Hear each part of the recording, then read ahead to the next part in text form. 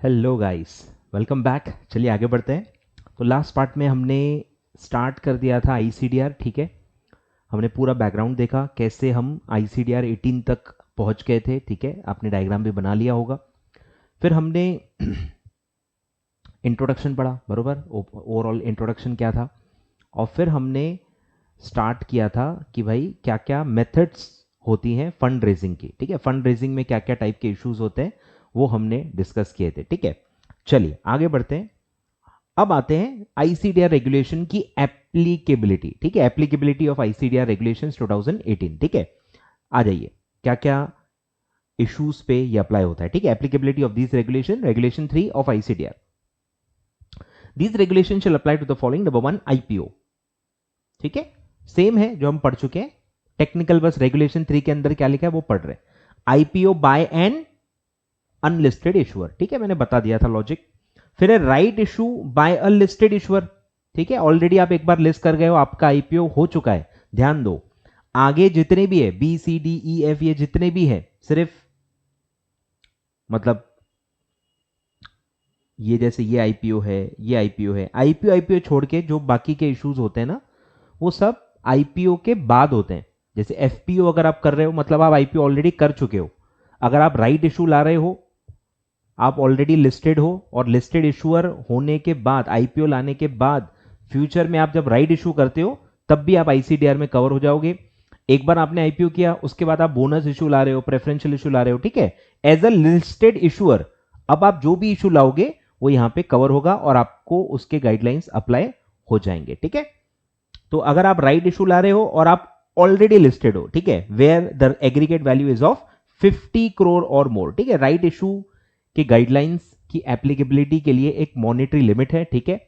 पहले ये 10 करोड़ थी, अब अपडेट हो गई है 50 करोड़ और मोर, यानी एग्जैक्ट 50 करोड़ भी इंक्लूडेड है, एग्जैक्ट 50 करोड़ और मोर, ठीक है। तो अगर आपका राइट इशू 50 करोड़ और मोर का है, तब जाके आईसीडीआर के राइट इशू के गाइडलाइंस आप पे अप्लाई होंगे, ठीक है। पूरा आईसीडीआर एक साथ कभी अप्लाई नहीं होता, चैप्टर वाइज अप्लाई होता है। आप क्या ट्रांजैक्शन कर रहे हो, अगर आप आईपीओ ला रहे हो तो आईपीओ का चैप्टर अप्लाई होगा, राइट इशू ला रहे हो तो राइट इशू का चैप्टर अप्लाई होगा, बोनस इशू ला रहे हो तो बोनस इशू का अप्लाई होगा। तो चैप्टर वाइज जो आपका अभी ट्रांजैक्शन हो रहा है उस पे आईसीडीआर आपको कंप्लाई करना होता है, ठीक है। तो अगर आप ऑलरेडी लिस्टेड एंटिटी हो और अब आप राइट इशू ला रहे हो, तो हम पहले चेक करेंगे कि आपके राइट इशू का साइज कितना है, राइट इशू में आप कितने फंड्स रेज कर रहे हो। अगर आप 50 करोड़ और मोर रेज कर रहे हो तो आपको पूरा आईसीडीआर का जो राइट इशू का जो चैप्टर है वो पूरा फॉलो करना पड़ेगा।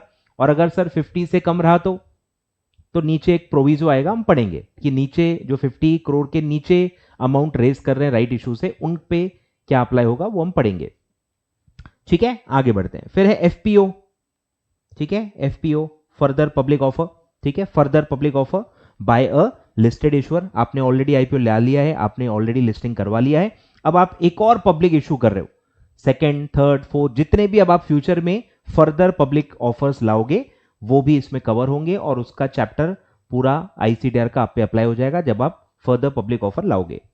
फिर है प्रेफरेंशियल इशू, ठीक है। Preferential issue by a listed issuer, qualified institutional placement by a listed issuer, IPO of IDR, ध्यान दो आईडीआर का है, और फिर राइट इशू ऑफ आईडीआर, ठीक है। ये दो आईडीआर के थे, मैंने आपको बता दिया था, आईडीआर का आईपीओ, आईडीआर का एफपीओ, मतलब सॉरी राइट इशू, आईडीआर का आईपीओ, आईडीआर का राइट इशू। फिर है आईपीओ ऑफ एसएमई, ठीक है, ये भी हमने पढ़ा था, अलग से प्लेटफॉर्म है, स्मॉल एंड मीडियम एंटरप्राइजेस। तो अगर आप उस कैटेगरी में लिस्ट कराना चाहते हो तो आप आईपीओ लाके एसएमई सेगमेंट में लिस्ट हो सकते हो, ठीक है। फिर आप अगर स्टार्टअप हो तो आप आईजीपी प्लेटफॉर्म पे लिस्ट हो सकते हो, ठीक है। आईपीओ लाओ, लिस्टिंग ऑन द आईजीपी। अब सिर्फ ये एकमात्र ऐसा प्लेटफॉर्म है जहां पे विदाउट इशू भी आप लिस्ट करा सकते हो। मतलब वो जो कॉम्बो ऑफर मैंने बताया था ना आपको, कि नॉर्मली ये कॉम्बो होता है, इशू कर रहे हो, फंड्स रेज कर रहे हो तो लिस्टिंग करानी पड़ेगी, या लिस्टिंग करानी है तो फंड्स रेज करने ही पड़ते हैं। यहां पे आपको ऑप्शन दिया जाता है कि आप आईपीओ लाके भी लिस्ट करा सकते हो, जो ट्रेडिशनल तरीका है। यहां पे एक और नया ऑप्शन दिया गया है कि जिनको सिर्फ लिस्ट कराना है, पैसे रेज नहीं करने, ठीक है, उनको आईपीओ नहीं लाना है, लेकिन उनको आईजीपी प्लेटफॉर्म पे लिस्ट होना है, तो वो भी फैसिलिटी दी गई है। सिर्फ लिस्टिंग भी कर सकते हैं अंडर आईजीपी प्लेटफॉर्म, सिर्फ और सिर्फ आईजीपी प्लेटफॉर्म पे ऐसा ऑप्शन दिया गया है। ठीक है, तो ये नया है, ध्यान दो। Listing on IGP through an issue तो होता ही है ना, इशू ला रहे हो तो आपको लिस्ट कराना ही पड़ता है, लेकिन यहां पे विदाउट एन इशू का भी ऑप्शन दिया गया है। तो विथ और विदाउट दोनों इसमें परमिसिबल है। ठीक है, पढ़ेंगे हम, डिटेल में आएगा। और फिर है bonus issue by a listed issuer. ठीक है, तो सेम है, जो सारे टाइप्स ऑफ इशू थे वही सारे इसमें कवर्ड है। तो सारे ये इश्यूज जब आप लाओगे तो आपको सभी आईसीडीआर फॉलो करके वो इशू लाने हैं। ठीक है, तो सेम है, IPO, right issue, FPO, preferential issue, qualified institutional placement, IPO of IDR, right issue of IDR. ठीक है, अलग ही है। और फिर आईपीओ बाय एसएमई लिस्टिंग या IPO on innovators growth platform, और एक अलग से जो है बोनस इशू। ठीक है, तो ये सारा आपका एप्लीकेबिलिटी है इस रेगुलेशन का। ये सारे इश्यूज जब आप करोगे तो इनके जो जो रिस्पेक्टिव चैप्टर्स हैं वो आप पे अप्लाई हो जाएंगे, और वो फॉलो करके आपको पूरा प्रोसीजर करना है। अब जो सवाल उठता है कि सर अगर हमारा राइट इशू है, लिस्टेड एंटिटी हूं मैं, मेरा राइट इशू आ रहा है और उसका अमाउंट जो है 50 करोड़ से कम है, तो क्या होगा? तो उसके लिए नीचे दिया है, provided that in case of right issue is of size less than 50 crore, less than 50 crore है, then the issuer shall prepare the letter of offer. अभी आपको इतना तो पता ही होगा, कंपनीज एक्ट में भी आपने पढ़ा ही होगा कि राइट इशू में प्रोस्पेक्टस नहीं होता, राइट इशू में लेटर ऑफ ऑफर होता है। ठीक है, तो लेटर ऑफ ऑफर आपको बनाना पड़ेगा, और वो तो वैसे भी बनाना पड़ेगा। अनलिस्टेड वाली भी कोई कंपनी है, राइट इशू ला रही है, तो वो भी लेटर ऑफ ऑफर तो बनाती है ना। तो लेटर ऑफ ऑफर बनाना है, लेकिन कैसे? Issuer shall prepare the letter of offer in accordance with the requirements as specified in these regulations. कायदे से क्या होना चाहिए? आपने ऊपर लिखा है 50 या ऊपर है तो ही लागू होगा, पर अब कायदे से क्या होना चाहिए कि 50 से कम है तो लागू नहीं होना चाहिए, पर पार्शियली अप्लाई हो रहा है। ध्यान दो, पूरा रिलैक्सेशन नहीं दिया है। 50 करोड़ से कम भी है, still if you are a listed entity and you are coming up with the right issue less than 50 crore, still आपको लेटर ऑफ ऑफर जो है वो इसी गाइडलाइंस को फॉलो करके बनाना है। मतलब सर फिर फायदा क्या हुआ? बेटा रेगुलेशंस जब हम पढ़ेंगे ना, तो लेटर ऑफ ऑफर के अलावा भी बहुत सारी चीजें, मतलब इन्होंने क्या किया है कि अगर 100 चीजें हैं, 100 रेगुलेशंस हैं, तो आपको सिर्फ एक ही फॉलो करने के लिए कहा है, बाकी सारे रेगुलेशंस आप पे अप्लाई नहीं होंगे। सिर्फ जो लेटर ऑफ ऑफर से रिलेटेड गाइडलाइंस है आईसीडीआर में राइट इशू के लिए, बस वो ही आप पे अप्लाई होंगी। बाकी गाइडलाइंस जो राइट इशू की है वो फॉलो करने की जरूरत नहीं है। मतलब रिलैक्सेशन है, सिर्फ एक ही प्रोविजन आप पे अप्लाई कर दी गई है कि भैया आप जब लेटर ऑफ ऑफर बनाओगे तो यही गाइडलाइंस फॉलो करके बनाओ, बाकी भले मत करो कुछ भी। ठीक है, तो ध्यान दो, शैल प्रिपेयर, ठीक है लिखा है, shall prepare the letter of offer in accordance with the requirements as specified in these regulations and file the same with the board. SEBI में फाइल भी करना है for information and dissemination on the board's website. ठीक है, permission नहीं मांगना है आपको, अप्रूवल के लिए फाइल नहीं करना है, जस्ट फॉर डिससेमिनेशन, सिर्फ इंफॉर्मेशन के लिए देना है। ठीक है, तो जब आप 50 करोड़ और मोर होते हो तब आपको अप्रूवल के लिए करना पड़ता है, पर जब आप 50 करोड़ से लेस अमाउंट रेज कर रहे हो थ्रू राइट इशू तो आपको अप्रूवल नहीं लेना है, सिर्फ आपको इंफॉर्मेशन एंड डिससेमिनेशन, इंफॉर्मेशन वो पास ऑन हो, जनरल पब्लिक तक जाए, सिर्फ उसके लिए बोर्ड में फाइल करना है। और बोर्ड जाके क्या करेगा? बस अपने वेबसाइट पे फाइल कर देगा, अपने वेबसाइट पे अपलोड कर देगा। ठीक है, तो बस इतना है, मतलब एक ही रेगुलेशन आपको सिर्फ अप्लाई करना है, that is letter of offer बनाना है इस गाइडलाइंस के हिसाब से और उसको फाइल करना है। ठीक है, बाकी कुछ भी राइट इशू का आप पे अप्लाई नहीं होगा अगर आपका issue right issue is less than 50 crore. ठीक है, क्लियर है? क्लियर है क्या? चलो, तो ये था आपका एप्लीकेबिलिटी। आई होप बहुत अच्छे से हर चीज आपको अच्छे से समझ में आ रही है। ठीक है, कुछ भी कहीं भी हल्का सा भी रह जाए ना, व्हाट्सएप पे पूछ लेना। ठीक है, कोई भी दिक्कत नहीं है। चलिए सर आगे बढ़े।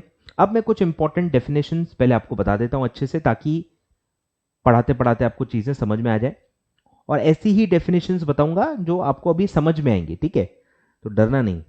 चलो, सबसे बेसिक टर्म पढ़ते हैं जो पूरे चैप्टर में बार बार आएगी, that is QIB, qualified institutional buyer. ठीक है, मैं ऐसा सोच के पढ़ा रहा हूं कि आप एग्जीक्यूटिव पास आउट नहीं हो। ठीक है, अगर मैं एग्जीक्यूटिव पास आउट अज्यूम करूं तो मुझे तो ये सब बताना ही नहीं चाहिए, क्योंकि ये सब था आपको। ठीक है, but still I will ignore that and I will try to tell everything which you should know. चलिए स्टार्ट करते हैं। QIB तो ये एक इन्वेस्टर कैटेगरी है, ठीक है। हम पढ़ेंगे अलग अलग टाइप के इन्वेस्टर्स। तो सबसे जो मेजर कैटेगरी आती है, जो एलोकेशन के वक्त भी हम पढ़ेंगे, तो that is qualified institutional buyer, ठीक है। नाम में ही दिख रहा है कि ये एक इंस्टीट्यूशनल बायर है। हम ये भी पढ़ेंगे, इंस्टीट्यूशनल बायर्स भी पढ़ेंगे। तो QIB is a type of institutional buyer जो क्वालिफाइड है। क्वालिफाइड है मतलब उसको परमिशन दिया गया है, उसको अप्रूवल दिया गया है कि वो सर्टन जगह पे पैसा लगा सकता है, या उसके लिए एक सेपरेट एलोकेशन रखा गया है कि इतना पैसा, इतना जो आपका ऑफर है, इतना आपको QIB को ही देना है। इसलिए उसको वर्ड दिया गया है क्वालिफाइड, ठीक है। अब क्वालिफाई होने के लिए एज अ QIB आपको क्या क्या, देखो कौन कौन इसमें आते हैं। स्टार्ट करते हैं, आ जाओ। सबसे पहला है म्यूचुअल फंड, ठीक है। सारे mutual fund by default QIB कैटेगरी में आएंगे। VCF venture capital fund investor registered with the board, ठीक है। Venture capital fund investor registered with the board. फिर है FII foreign institutional investor and sub accounts which other than the sub account which is a foreign corporate or foreign individual registered with the board। अब ये होता क्या है, FII आपने सुना होगा। FII क्या है, बाहर के जो लोग हैं जो इंडिया में इन्वेस्ट कर रहे हैं, ठीक है। FII आप इसको FDI भी पढ़ते हो, आप इसको FPI भी पढ़ते हो, ठीक है। वो बहुत, मैं ज़्यादा आपके फेमा गाइडलाइंस में नहीं जाऊंगा, ठीक है। टेक्निकली उसको हम नहीं देखेंगे। एक्चुअली ये अभी वर्ड FPI हो गया है, बट आपको यहाँ FII है तो आप FII की तरह पढ़ो। तो बाहर के इन्वेस्टर्स हैं और जो इंडियन स्टॉक मार्केट में पैसा लगाते हैं, उसको इंडिया में क्या बुलाते हैं, फॉरेन इंस्टीट्यूशनल इन्वेस्टर्स, ठीक है, FII। और क्योंकि ये इंस्टीट्यूशनल इन्वेस्टर है, ठीक है। इंस्टीट्यूशनल इन्वेस्टर आपको पता होना चाहिए कि ये जितने भी इंस्टीट्यूशन होते हैं, इनका खुद का पैसा नहीं होता। ये पैसा जनरल पब्लिक से ही लाते हैं। जैसे बैंक है, अपना बैंक है, बैंक के पास खुद का पैसा थोड़ी होता है, बैंक का पैसा तो जनता से ही आता है ना। वैसे ही ये जो फॉरेन इंस्टीट्यूशनल इन्वेस्टर्स हैं, ये इंडिया में इन्वेस्ट कर रहे हैं, पर इनका पैसा खुद का पैसा नहीं है। इनका पैसा वो उस फॉरेन कंट्री के सिटीजन्स का ही है जो उस इंस्टीट्यूशन ने कलेक्ट किया हुआ है, ठीक है। और उसमें फिर एक कंसेप्ट होता है सब अकाउंट। इसको पहले एक वर्ड आता था, पार्टिसिपेटरी नोट, PN नोट्स करके बोलते थे, कि अलग अलग लोगों का, जैसे आप अगर कोई इंस्टीट्यूशन को पैसा आप जमा कराना चाहते हो, तो आपको प्रॉपर KYC करके प्रॉपर अकाउंट खोल के करना पड़ता है, ठीक है। तो वो सब झंझट था। पहले क्या होता था, लोगों को पैसा भी लगाना होता था, पर वो चाहते थे कि उनकी आइडेंटिटी डिस्क्लोज ना हो। तो उसका एक रास्ता पहले था PN, पार्टिसिपेटरी नोट्स। अब वो बंद हो गया है क्योंकि उसमें इलीगल और अनऑथराइज पैसा भी इंडिया में आ जाता है। तो सेबी ने बहुत टाइट रेगुलेशंस बना दिए हैं और पार्टिसिपेटरी नोट्स को बैन कर दिया है, और उसकी जगह पे आ गया है सब अकाउंट्स, कि आप सब अकाउंट खोलो, पर उसमें KYC करना ही पड़ेगा। तो KYC करके जो भी लोग पैसा लगाना चाहते हैं वो लगा सकते हैं, ठीक है। तो सब अकाउंट्स कहते हैं उसको। चलो, तो उसको मैं ज्यादा डिटेल में इसलिए डिस्कस नहीं कर रहा हूं क्योंकि फिर ये अदर देन ये सब, ठीक है, इग्नोर करो आप अभी। फॉर QIB डेफिनेशन आप ये अभी इग्नोर करो, ठीक है। यहां अभी सिर्फ आपको क्या ध्यान देना है, FII एंड सब अकाउंट्स। फिर आते हैं PFI, ये तो आपने पढ़ाई है कंपनीज एक्ट में, पब्लिक फाइनेंशियल इंस्टीट्यूशंस, LIC वगैरह। फिर है SCB, शेड्यूल्ड कमर्शियल बैंक, ठीक है। इंडिया में जो भी शेड्यूल्ड कमर्शियल बैंक हैं वो सारे आएंगे। अब इसमें मैं शॉर्ट फॉर्म्स लिखते जाता हूं, ठीक है, अपन याद भी करते जाएंगे, ध्यान दो। Mutual fund, venture capital fund, FII plus सब अकाउंट्स, फिर है PFI, पब्लिक फाइनेंशियल इंस्टीट्यूशंस, फिर है शेड्यूल्ड कमर्शियल बैंक्स, ठीक है। लिखते जाएंगे, फिर अपन रिवाइज करेंगे, याद कर लेंगे इसको, ठीक है। चलो, तो पब्लिक फाइनेंशियल इंस्टीट्यूशंस आपको पता ही है, शेड्यूल्ड कमर्शियल बैंक्स भी आपको पता ही है, ठीक है, बेसिक्स। फिर है multilateral and bilateral DFI, development financial institutions. अब ये क्या होते हैं, ये बेसिकली फाइनेंशियल इंस्टीट्यूशंस हैं, जैसे जिनका काम क्या है, लॉन्ग टर्म फंड्स रेज करना और लोन्स देना, ठीक है। लॉन्ग टर्म लोन्स प्रोवाइड करते हैं, फाइनेंशियल इंस्टीट्यूशंस हैं, और इनका पूरा जो फोकस है दैट इज फॉर डेवलपमेंट, कि डेवलपमेंट प्रोजेक्ट्स को फिनांस करने के लिए, ठीक है। तो अगर आप फाइनेंशियल इंस्टीट्यूशन हो, आप लोन देते हो, लेकिन आप सिर्फ डेवलपमेंट के लिए ही देते हो, तो आपका कैटेगरी क्या बनेगा, डेवलपमेंट फाइनेंशियल इंस्टीट्यूशंस, ठीक है। इंफ्रास्ट्रक्चर प्रोजेक्ट्स मोस्टली इसमें आता है, इंफ्रास्ट्रक्चर को ज्यादा इसमें डोमिनेंस दिया जाता है। अब इसमें अगर दो कंट्रीज इन्वॉल्व है, ठीक है, दो कंट्रीज इन्वॉल्व है कि अमेरिका ने, यूएस ने इंडिया में एक डीएफआई खोल दिया, अमेरिका ने इंडिया में उसका खुद का उसने डीएफआई खोल दिया, तो उस डीएफआई को इंडिया में क्या बुलाएंगे, बायलैटरल डीएफआई। तो दो कंट्रीज में आपको पता ही होगा टाइप्स होते हैं, दो कंट्री आपस में बहुत सारे प्रोजेक्ट्स करते हैं, तो उसकी फंडिंग के लिए डीएफआई बनता है। तो अगर दो कंट्रीज का डीएफआई मतलब डेवलपमेंट फाइनेंशियल इंस्टीट्यूशन है, तो वो होता है बायलैटरल। बायलैटरल मतलब दो कंट्रीज का आपस में जो एग्रीमेंट होता है उसके तहत प्रोजेक्ट्स में अगर पैसा लगाया जाता है तो वो डीएफआई को बायलैटरल डीएफआई कहेंगे। और जो मल्टीपल कंट्रीज के लिए बनाया जाता है या पूरे एक रीजन के लिए होता है, जैसे एशिया पूरे आप पढ़ोगे, Asian development bank, African development bank, European development या इन्वेस्टमेंट बैंक, ऐसे बहुत सारे बैंक्स हैं, तो वो आते हैं मल्टीलैटरल डेवलपमेंट फाइनेंशियल इंस्टीट्यूशन में। या वो भी नहीं सुना है तो चलो वर्ल्ड बैंक तो सुना होगा, वर्ल्ड बैंक भी एक मल्टीलैटरल डेवलपमेंट फाइनेंशियल इंस्टीट्यूशन है, ठीक है। तो ये सारे लोग भी पैसा लगाते हैं इंडिया में, ये लोग भी इंडिया में पैसा लगाते हैं, तो ये भी इसमें आएंगे क्यूआईबी में, क्वालिफाइड इंस्टीट्यूशन बायर। फिर है SIDC, state industrial development corporation, ठीक है, अलग से ये पूरा बॉडी है एसआईडीसी। एसआईडीसी एसआईडीसी ठीक है, स्टेट इंडस्ट्रियल डेवलपमेंट कॉर्पोरेशन। फिर है इंश्योरेंस कंपनी, ठीक है, नॉर्मल इंश्योरेंस कंपनी, तो मल्टीलैटरल डेवलपमेंट फाइनेंशियल इंस्टीट्यूशन या बायलैटरल डेवलपमेंट फाइनेंशियल इंस्टीट्यूशंस। फिर है SIDC, state industrial development corporation.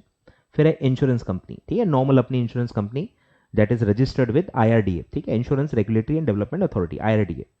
फिर है प्रोविडेंट फंड, ठीक है, प्रोविडेंट फंड्स मतलब जहां पे लोगों का पीएफ का पैसा जमा होता है, जहां लोगों का पीएफ का पैसा जमा होता है वो फंड्स इन्वेस्ट करते हैं, वो पैसा खाली थोड़ी है, वो तो रिटायरमेंट फंड्स है ना, तो आपका पीएफ कटते जा रहा है, वो जमा हो रहा है, और वो जमा पैसा इन्वेस्ट होता है ताकि वो कमा कमा के फिर आप रिटायरमेंट के वक्त एम्प्लॉइज को पैसा वापस करो, ठीक है। तो प्रोविडेंट फंड्स है with a minimum corpus of 25 crore, ठीक है, छोटे प्रोविडेंट फंड्स है 25 करोड़ से कम वाले, that does not come in qualified institutional buyer. सिर्फ जिनका कॉर्पस 25 करोड़ से ज्यादा है, मिनिमम 25 करोड़ और मोर आपका कॉर्पस है, तो आप क्वालिफाइड इंस्टीट्यूशनल बायर्स में क्वालिफाई हो जाओगे।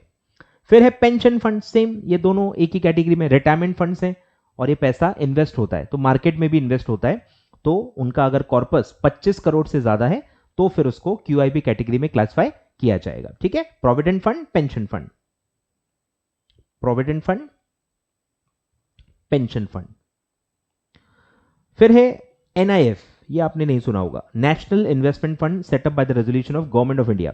गवर्नमेंट ऑफ इंडिया ने आई थिंक 2005 में ये बनाया था, 2005 में इन्होंने एक फंड बनाया, नेशनल इन्वेस्टमेंट फंड।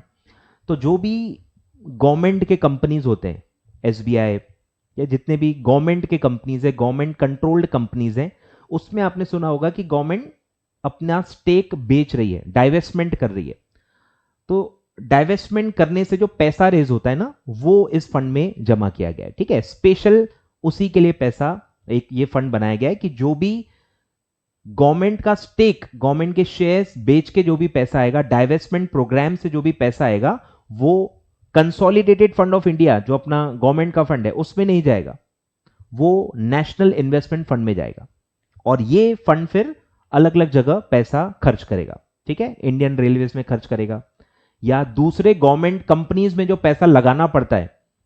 अब मुझे बताओ, जो एग्जिस्टिंग गवर्नमेंट कंपनीज हैं उसमें क्या गवर्नमेंट को और पैसा डालने की जरूरत नहीं पड़ती है क्या, तो वो ये फंड से डाला जाएगा कि अगर आपको 51% स्टेक रखने के लिए अगर पैसा लगाना पड़ रहा है, अपना स्टेक मेंटेन करने के लिए पैसा लगाना पड़ रहा है, तो आप लगा सकते हो। राइट इशू आते रहते हैं, एफपीओ आते हैं, तो आपको गवर्नमेंट को उसमें पैसा लगाते रहना पड़ता है ताकि उनका स्टेक बना रहे, डाइल्यूशन हो जाता है नहीं तो वो धीरे धीरे आपको समझ में आ जाएगा, तो वो वहां पे पैसा लगेगा, बहुत सारे जो प्रोजेक्ट्स होते हैं उस पर लगेगा। तो ऐसे अलग से पैसा जो आ रहा है डाइवेस्टमेंट से वो अलग फंड में डाला जा रहा है और उस फंड को अलग स्पेसिफिक जगह पे यूज किया जा रहा है, ठीक है, तो उसको कहते हैं नेशनल इन्वेस्टमेंट फंड। ठीक है। तो उसका पैसा मार्केट में भी लगता है, ठीक है। जब तक खाली पड़ा है, जब तक आप सोचो, जब तक आप एलोकेट करो, तब तक क्या खाली रखोगे? नहीं, आप सिक्योरिटीज में या कहीं और इन्वेस्ट कर सकते हो। तो इसलिए हम इसको क्यूआईबी कैटेगरी में पढ़ रहे हैं।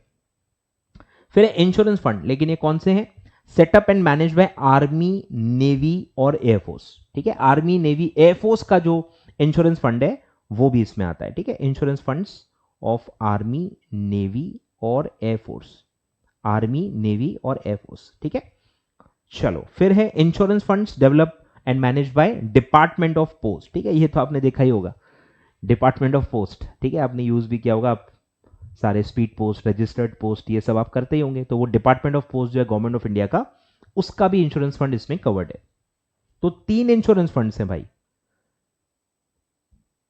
3 इंश्योरेंस के नाम है। एक है नॉर्मल इंश्योरेंस कंपनी, एक है इंश्योरेंस फंड। ध्यान दो, इंश्योरेंस कंपनी अलग होती है, इंश्योरेंस फंड अलग होता है।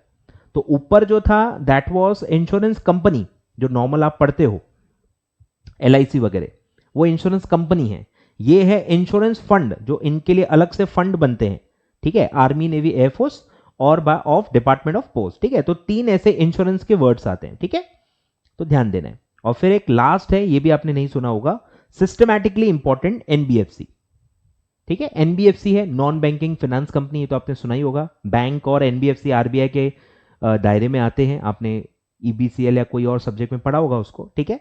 तो एनबीएफसी में भी कैटेगरीज होते हैं, तो उसका एक कैटेगरी है सिस्टमैटिकली इंपॉर्टेंट एनबीएफसी। अब ये कौन सी होती है? जिनका नेटवर्थ 500 करोड़ से ज्यादा है।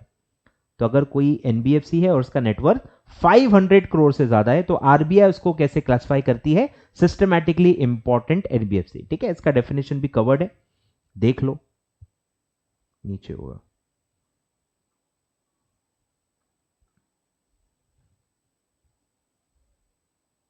नहीं, ओह माय गॉड,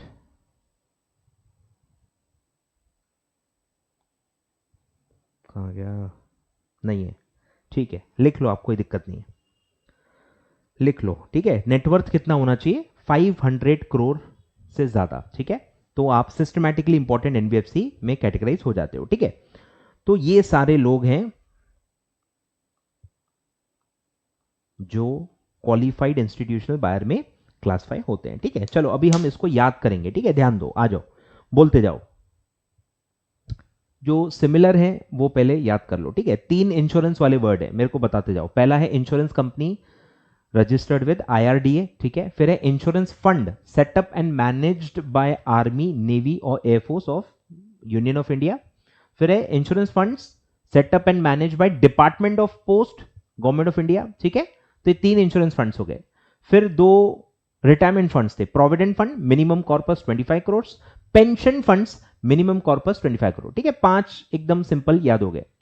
फिर आते हैं जो नॉर्मल वाले हैं, म्यूचुअल फंड्स और mutual funds and venture capital funds. फिर है आपका एफआईआई एंड सब अकाउंट्स। फिर है scheduled commercial bank, scheduled commercial bank. फिर अभी जो पढ़ा सिस्टमैटिकली इंपॉर्टेंट एनबीएफसी, बैंक के साथ ही आसानी से याद हो जाता है, ठीक है। तो शेड्यूल्ड कमर्शियल बैंक और सिस्टमैटिकली इंपॉर्टेंट एनबीएफसी, 4 हो गए। 5 और 4 9 तो यही हो गए, ठीक है। अब क्या बचा? फिर क्या बचा? बैंक हो गया, ये हो गया। फिर एक वो हो गया डीएफआई, डेवलपमेंट फाइनेंशियल इंस्टीट्यूशन, उसमें भी 2 थे, multilateral and bilateral. Bilateral DFI and multilateral DFI, ठीक है, वो भी आ गया। फंड्स भी आ गए, इंश्योरेंस फंड्स भी आ गए। फिर एक अलग ही जो था national investment fund set up by resolution of government of India, national investment fund, ठीक है। और आई थिंक एक कुछ तो रह गया, एसआईडीसी, ठीक है। ये भी थोड़ा वो याद नहीं होगा आपको, टाइम लगेगा। एसआईडीसी, स्टेट इंडस्ट्रियल डेवलपमेंट कॉर्पोरेशन, ठीक है। ऐसे 11 पॉइंट्स है। क्या आप बात कर रहे हो सर, आपको तो याद भी हो गया? आपको भी याद हो जाएगा, बोलो एक बार, चलो फिर से बोलते हैं, साथ साथ में बोलना, ठीक है, बिल्कुल शराफत से। सबसे पहले क्या है? इंश्योरेंस फंड्स, बोलो। Insurance company, insurance fund set up and managed by army, navy और air force of government of India, union of India. फिर है insurance fund set up and managed by department of post, ठीक है। 3 इंश्योरेंस फंड्स हो गए। फिर 2 retirement funds, provident fund minimum corpus 25 crore, pension funds minimum corpus 25 crore, ठीक है, 5 हो गए। फिर जो नॉर्मल वाले mutual funds, venture capital funds, एक ही में थे वो। फिर है FII एंड सब अकाउंट्स, ये भी एक ही में थे। फिर आपका आता है शेड्यूल्ड कमर्शियल बैंक्स, फिर है सिस्टमैटिकली इंपॉर्टेंट NBFCs, फिर है नेशनल इन्वेस्टमेंट फंड, और लास्ट है SIDC। ठीक है, ऐसे आपके 11 पॉइंट्स हैं, 13 पॉइंट्स हैं। अच्छा, दो और होंगे, रुक जाओ। एक था DFI, मल्टीलेटरल बायलेटरल DFI, कितना हो गया भाई, हाँ 13 पॉइंट्स हैं। ठीक है, 13 पॉइंट्स हैं आपके। तो आई होप आपको भी मेरे साथ साथ याद हो गया होगा। ठीक है, इंपॉर्टेंट कंसेप्ट है। चलिए आगे बढ़ते हैं। शॉर्ट फॉर्म्स मैंने आपको लिख के दे दिए, शॉर्ट फॉर्म्स लिखो, मल्टीपल टाइम्स पढ़ो, याद हो जाएगा। और सिमिलर पॉइंट्स को साथ में पढ़ो, ठीक है, तो ज़्यादा आसान लगेगा। तो ये कैटेगरी हो गई क्वालिफाइड इंस्टीट्यूशनल बायर्स। अब आते हैं, एक बार बार वर्ड आएगा, रिटेल। ठीक है, रिटेल इंडिविजुअल इन्वेस्टर या रिटेल इंडिविजुअल शेयर होल्डर। अब ये क्या होता है, ठीक है, ध्यान दो। अब जो लोग पैसा लगा रहे हैं, उन्होंने लगाया नहीं है, पहली बार आप पैसा लगा रहे हो मार्केट में, और अगर आप एप्लीकेशन कर रहे हो, ठीक है, पैसा कैसे लगाएंगे, एप्लीकेशन करोगे, अप्लाई करोगे शेयर्स के लिए। तो अगर आपका एप्लीकेशन 2 लाख रुपए से कम का है तो आप होंगे रिटेल इंडिविजुअल इन्वेस्टर। आप इन्वेस्टर हो, आपने अभी तक इन्वेस्ट किए नहीं है, आपने अप्लाई किया है, आपको शेयर्स अभी तक अलॉट नहीं हुए। तो शेयर्स अलॉटमेंट के पहले जिनका एप्लीकेशन वैल्यू 2 लाख से कम है वो होते हैं रिटेल इंडिविजुअल इन्वेस्टर, RII।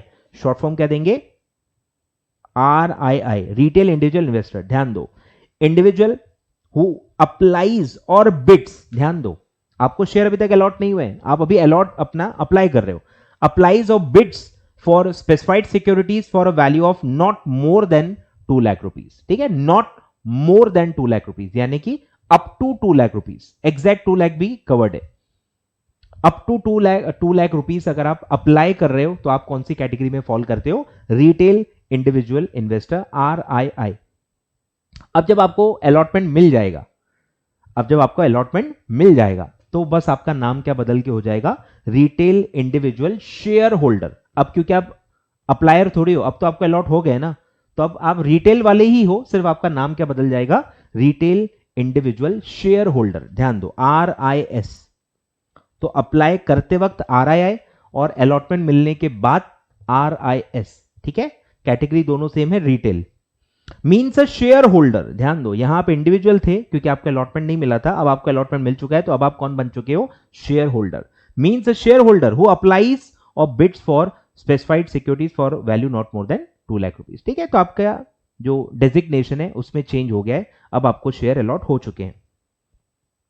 या आप ऑलरेडी एक शेयर होल्डर हो और अप्लाई कर रहे हो, ऐसा भी हो सकता है। ठीक है, तो समझो बात को, आगे बढ़ते हैं। तो दोनों में बस फर्क यही है, एक इंडिविजुअल है और एक शेयर होल्डर है, मतलब ऑलरेडी आपको अलॉट हो चुके हैं। फिर एक वर्ड इसमें ही आया था, स्पेसिफाइड सिक्योरिटी। तो सर स्पेसिफाइड सिक्योरिटी क्या होता है, specified security means equity and convertible securities. ठीक है, पूरे ICDR में हम यही पढ़ेंगे कि इसमें क्या कवर्ड होता है, इक्विटी और कन्वर्टेबल सिक्योरिटी। ध्यान दो, कन्वर्टेबल सिक्योरिटी कवर होता है, नॉन कन्वर्टेबल सिक्योरिटी इसमें कवर्ड नहीं है। नॉन कन्वर्टेबल सिक्योरिटी के अलग से ही गाइडलाइंस है, जो मैंने आपको बताया था, नए नए बने हैं। नॉन कन्वर्टेबल सिक्योरिटी के सेपरेट रेगुलेशन है, तो अगर कोई company non convertible security issue कर रही है तो उसको नॉन कन्वर्टेबल सिक्योरिटी के जो गाइडलाइंस हैं वो फॉलो करने हैं। ठीक है, ये स्पेसिफाइड सिक्योरिटीज पे अप्लाई होते हैं, और स्पेसिफाइड सिक्योरिटी में क्या कवर होता है, equity shares and convertible securities. Convertible securities में कन्वर्टेबल डिबेंचर्स, कन्वर्टेबल वारंट्स, ये सब आ सकते हैं। ठीक है, चलो ध्यान देना, ये सबसे बेसिक पॉइंट है कि सिर्फ स्पेसिफाइड सिक्योरिटी पे अप्लाई होता है। स्पेसिफाइड सिक्योरिटी में दो ही चीजें आती हैं, equity share and convertible securities. ठीक है, फिर अभी आप क्या समझ पाओगे,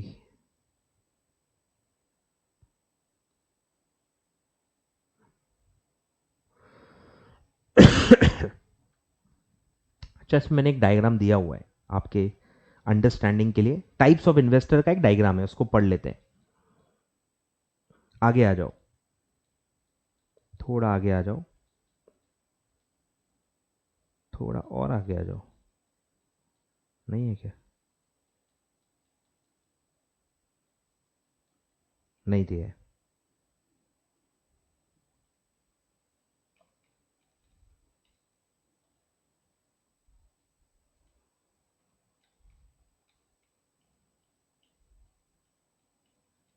दिया तो होगा, नहीं है। ठीक है, बना लेते हैं कि टाइप्स ऑफ इन्वेस्टर क्या होते हैं, क्या क्या कैटेगरीज आती हैं। ठीक है, मेनली एक आता है इंस्टीट्यूशनल इन्वेस्टर्स। ठीक है, एक आता है इंस्टीट्यूशनल इन्वेस्टर्स। ठीक है, एक आता है नॉन इंस्टीट्यूशनल इन्वेस्टर्स। ठीक है, नॉन इंस्टीट्यूशनल इन्वेस्टर।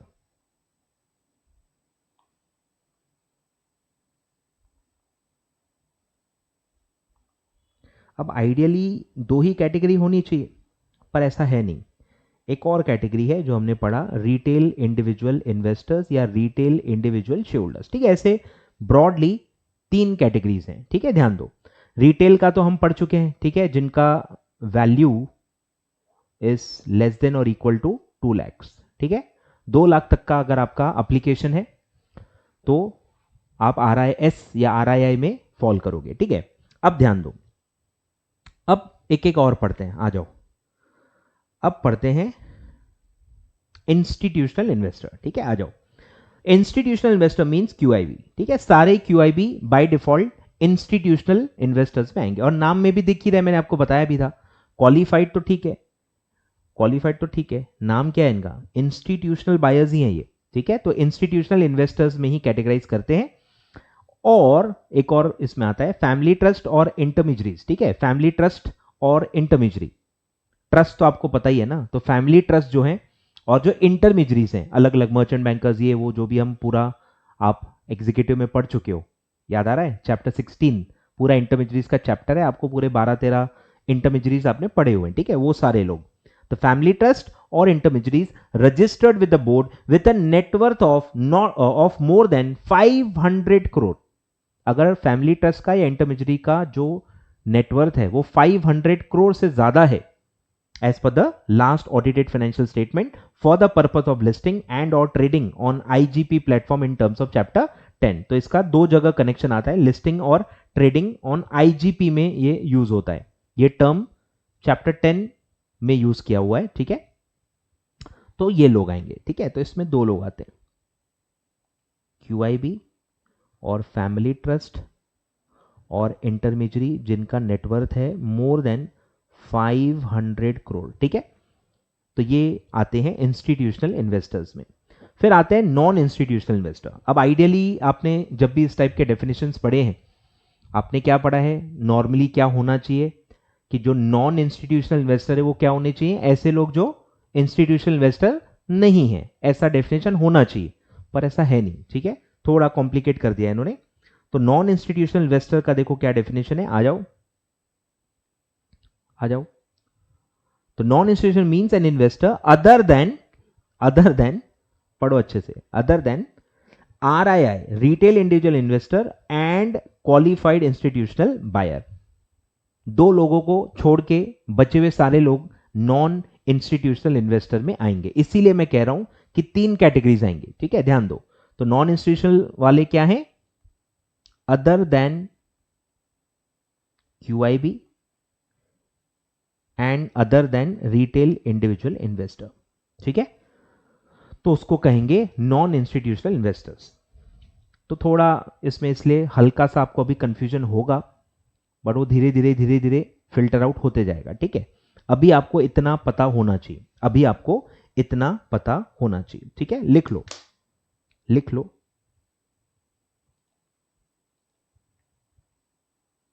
लिख लो टाइप्स ऑफ इन्वेस्टर। अब इसमें एक और आने वाला है, QIB के अंदर आप पढ़ोगे एंकर इन्वेस्टर, वो भी हम पढ़ेंगे जैसे से इसका रेफरेंस आएगा। ठीक है, इसके अंदर ही आता है एंकर इन्वेस्टर, कैटेगरी है ये भी, लिखो।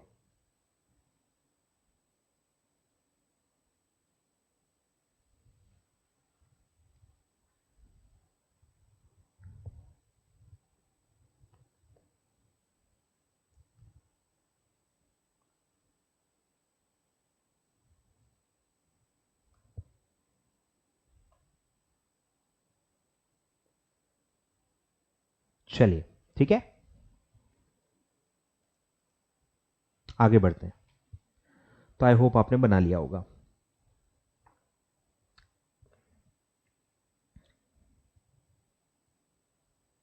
ठीक है, अभी इतना ही काफ़ी है डेफिनेशंस में। अब जो जो आएंगी मैं आपको बताते जाऊंगा।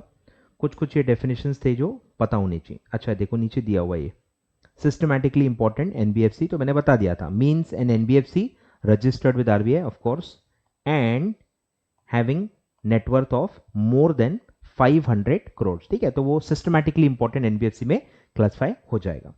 फिर प्रमोटर एंड प्रमोटर ग्रुप का भी आता है, पर वो हम जब प्रमोटर से रिलेटेड टॉपिक पढ़ेंगे तब मैं आपको अच्छे से डिटेल में समझाऊंगा, तो आपको मजा भी आएगा पढ़ने में। अभी प्रमोटर का कुछ काम क्या है आपको पता ही नहीं है, तो प्रमोटर कौन आता है, क्यों आता है, वो आपको ज्यादा इंटरेस्ट नहीं आएगा। तो जब हम प्रमोटर कॉन्ट्रीब्यूशन करके कंसेप्ट पढ़ेंगे तब ये समझना जरूरी होता है कि प्रमोटर वर्ड के अंदर कौन कौन आएगा या प्रमोटर ग्रुप के अंदर वर्ड में कौन कौन आएगा। ठीक है, तो हम वहां पे पढ़ेंगे। फिर ठीक है, तो डेफिनेशंस में इतना ही है। ठीक है, और हमने एप्लीकेबिलिटी भी पढ़ लिया है। अब आपने ये भी पढ़ा होगा कि भाई कुछ थोड़ा और बेसिक बता देता हूं जो आने वाला है, कि इश्यूज की जो प्राइसिंग होती है या जो मैकेनिज्म होते हैं प्राइस के, वो भी आपने दो पढ़े होंगे कि दो टाइप की प्राइसिंग हो सकती है। एक होता है फिक्स्ड प्राइस इशू, एक होता है फिक्स्ड प्राइस इशू, जिसमें मर्चेंट बैंकर और कंपनी मिलके एक फिक्स प्राइस डिसाइड करते हैं और उस पर सीधे इशू ओपन हो जाता है। ठीक है, मतलब प्राइस कंपनी खुद फिक्स कर रही है। ठीक है, तो होता है फिक्स प्राइस इशू। ठीक है, और फिर एक आता है कि प्राइस आपको अगर नहीं समझ में आ रहा है, आप नहीं जज कर पा रहे हो कि क्या प्राइस होनी चाहिए, तो आप चाहते हो कि हम डिमांड सप्लाई से तय करें, हम जनता से ही पूछें कि वो कितने में हमारा शेयर बाय करना चाहते हैं। तो अगर आप बिडिंग कराना चाहते हो तो उसको आप कहते हो बुक बिल्डिंग। ठीक है, बुक बिल्डिंग हम पढ़ेंगे, बुक बिल्डिंग इशू। तो इसमें क्या होता है, बिडिंग होती है और इसी को कहते हैं price discovery mechanism. Price discovery mechanism मतलब इसमें आप मार्केट से पता कर रहे हो, जो एक्चुअल बिडर्स हैं, जो एक्चुअली आपके शेयर्स में इंटरेस्टेड हैं, जो आपके शेयर्स बाय करना चाहते हैं, उनको आप पूछ रहे हो कि आप बताओ आप हमारा शेयर कितने में ले लोगे। ठीक है, तो उसके लिए आप क्या करते हो, एक प्राइस बैंड बताते हो। ठीक है, नहीं तो कोई कितने में भी बिडिंग करेगा। जैसे अगर मैं पूछूं फॉर एग्जांपल कि आप मेरे लेक्चर कितने में बाय करोगे, सोच के देखो, एक सपना है आपको, अमित सर पूछ रहे हैं कि आप बताओ कि आप मेरे लेक्चर कितने में बाय करोगे, तो सोचो लोग कितने में बोलेंगे। 1 रुपए में बोलेंगे, 1 रुपए में दे दो सर। फ्री में तो बोल नहीं सकते, नो कंसिडरेशन नो कॉन्ट्रैक्ट, चाहे 1 रुपए 10 रुपए 100 रुपए ऐसा बोलेंगे। तो एक प्राइस बैंड देना जरूरी है। ठीक है, तो इसके लिए एक प्राइस बैंड दिया जाता है और जो बेस प्राइस होती है उसको बोलते हैं फ्लोर प्राइस। ठीक है, तो एक फ्लोर प्राइस होता है और एक उसमें पूरा एक बैंड होता है, पढ़ोगे आप 120% तक वो हो सकता है, वो सब हम पढ़ेंगे बाद में। तो प्राइस बैंड देके बिडिंग करवा के हम डिसाइड करते हैं कि क्या प्राइस पे हमको इशू लाना चाहिए। ठीक है, तो that is called as book building issue. तो ऐसे दो टाइप के प्राइसिंग होते हैं। ठीक है, लिखते जाओ, जो जो थोड़ा सा भी आपको लगे लिखते जाओ, कोई दिक्कत नहीं है। अब ये मैं क्यों बता रहा हूं, क्योंकि हम ये एलोकेशन में पढ़ेंगे, allocations of net offer to public पढ़ेंगे। तो एलोकेशन में ये सब आएगा कि फिक्स प्राइस इशू है तो ऐसा ऐसा एलोकेशन चाहिए, बुक बिल्डिंग इशू है तो ऐसा ऐसा चाहिए। ठीक है, तो आपको एक अंदाजा होना चाहिए, और प्राइसिंग का भी जब टॉपिक आएगा तब भी हम ये सब पढ़ेंगे। ठीक है, तो मेनली दो प्राइसिंग होती है, fix price and book building से जो आप प्राइस डिसाइड करते हो थ्रू अ बिडिंग प्रोसेस। ठीक है, तो ये भी हम पढ़ेंगे। अब स्टार्ट करते हैं। ठीक है, अब एक काम करते हैं, अब इसमें स्ट्रक्चर क्या है, हम कैसे स्टार्ट करेंगे मैं आपको बता देता हूं कि हम दो चैप्टर एक कंबाइंड वे में पढ़ने वाले हैं। ठीक है, दोनों देखो पब्लिक इश्यूज हैं, chapter 2 and chapter 4, one is of IPO and other is of FPO. दोनों के दोनों क्या हैं, पब्लिक इशू ही है। पहली बार आप पब्लिक ऑफर कर रहे हो तो आईपीओ, सेकेंड या थर्ड टाइम या सब्सिक्वेंट आप पब्लिक ऑफर ला रहे हो तो एफपीओ, है तो पब्लिक ऑफर ही ना। आ रहा है ख्याल में? तो इनके जो गाइडलाइंस हैं है दो अलग अलग चैप्टर्स में, चैप्टर 2 एंड 4, बट 90% सिमिलर है, 90% सिमिलर है। तो जहां जहां बस डिफरेंसेस हैं वो मैंने अलग से दे दिए हैं। मतलब बाय डिफॉल्ट जब मैं आईपीओ पढ़ रहा हूं तो आप एफपीओ भी पढ़ रहे हो, अगर कहीं कहीं एफपीओ में कुछ अलग है तो मैंने उसी में अलग से दिया हुआ है, मतलब आपको सिर्फ डिफरेंसेस अलग से पढ़ने, नहीं तो बाय डिफॉल्ट आईपीओ एफपीओ के गाइडलाइंस ऑलमोस्ट सिमिलर है। ठीक है, तो हम नेक्स्ट पार्ट जो है वो इससे स्टार्ट करेंगे। आईपीओ एफपीओ हम कंबाइंड वे में पढ़ेंगे। ठीक है, IPO FPO on the main board. ठीक है, मेन बोर्ड पे पढ़ रहे, ध्यान देना, क्योंकि एसएमई एक्सचेंज अलग से आएगा, एसएमई प्लेटफॉर्म अलग से आएगा, आईजीपी प्लेटफॉर्म अलग से आएगा, तो अलग अलग प्लेटफॉर्म्स होते हैं। अभी जो हम पढ़ रहे हैं आईपीओ एफपीओ, या आगे हम राइट इशू पढ़ेंगे, आगे हम बोनस इशू पढ़ेंगे, आगे हम प्रेफरेंशियल इशू पढ़ेंगे, ये सब कहां हो रहे हैं? ये सब मेन बोर्ड पे हो रहे हैं। तो बाय डिफॉल्ट हम सब मेन बोर्ड का ही पढ़ रहे हैं। सिर्फ एसएमई जब आएगा तो वो एक अलग प्लेटफॉर्म होगा, आईजीपी जब पढ़ेंगे तो वो अलग प्लेटफॉर्म आएगा। ठीक है, तो मेन बोर्ड पे आईपीओ एफपीओ अगर आपको लाना है तो क्या क्या कंडीशंस फुलफिल करनी है वो सब हम पढ़ेंगे। ठीक है, तो नेक्स्ट पार्ट से स्टार्ट करते हैं। ठीक है, बहुत ही इंपॉर्टेंट ये हम पढ़ेंगे, eligibility norms for companies for IPO. IPO जिनको भी करना है, जो भी अनलिस्टेड कंपनी है और जिनको अब आईपीओ लाना है, तो उनको क्या फाइनेंशियल क्राइटेरिया फुलफिल करने हैं वो हम पढ़ेंगे। Eligibility criteria regulation 6। तो रेगुलेशन 6 बहुत इंपॉर्टेंट है। सब रेगुलेशन 1, सब रेगुलेशन 2 और एक है सब रेगुलेशन 3। 3 सब रेगुलेशन है, बहुत ही डिटेल में। ठीक है, कुछ कुछ थोड़ा थोड़ा पार्ट आपको भारी भी जाएगा, बट हम धीरे धीरे सिंप्लीफाई करेंगे, चार्ट्स के थ्रू उसको बनाते जाएंगे। ठीक है, तो नेक्स्ट पार्ट से हम ये स्टार्ट करते हैं। हम नेक्स्ट पार्ट में रेगुलेशन 6 अच्छे से डिटेल में पढ़ेंगे। ठीक है, और चार्ट्स बनाते जाना। बुक नहीं ली होगी तो भाई ले लेना। ठीक है, अभी और आलस मत करना, क्योंकि अब चार्ट्स बनाने का बारी आ जाएगा। ठीक है, और जितना अभी तक मैंने छोटे छोटे चार्ट्स आपको बना के दिए, आप आई होप बना रहे हो। ठीक है, साथ साथ में बनाते जाओ। ठीक है, चलिए तो नेक्स्ट पार्ट में मिलते हैं। मेरे जो भी पार्ट्स हैं, लेक्चर्स हैं, 45 to 50 मिनट्स का ही होगा। ठीक है, एट अ टाइम आप उतना ही मेरे को झेल पाओगे, तो 45 to 50 मिनट्स बस एट अ टाइम मेरा एक एक पार्ट एट अ टाइम देखते जाना है, और 2 पार्ट्स या 3 पार्ट्स आप देख रहे हो तो ब्रेक ले लेके आपको देखते जाना है। ठीक है, चलिए तो नेक्स्ट पार्ट में हम मिलते हैं। आईपीओ एफपीओ स्टार्ट करेंगे sir, chapter 2 and chapter 4 of SEBI ICD regulations 2018 on the main board. ठीक है, यहां से अपन नेक्स्ट पार्ट में कंटिन्यू करते हैं।